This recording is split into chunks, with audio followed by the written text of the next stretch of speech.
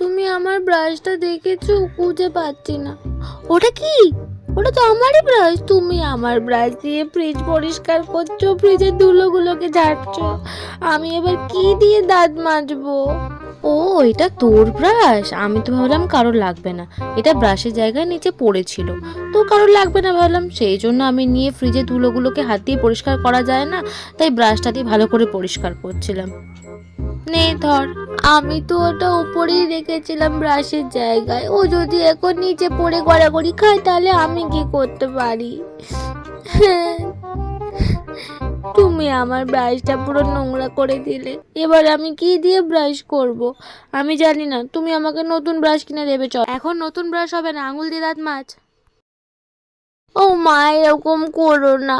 আমি ব্রাশ ছাড়া দাঁত মাজতে পারি না, আর আঙুল দিয়ে তো দাঁত পরিষ্কারই হবে।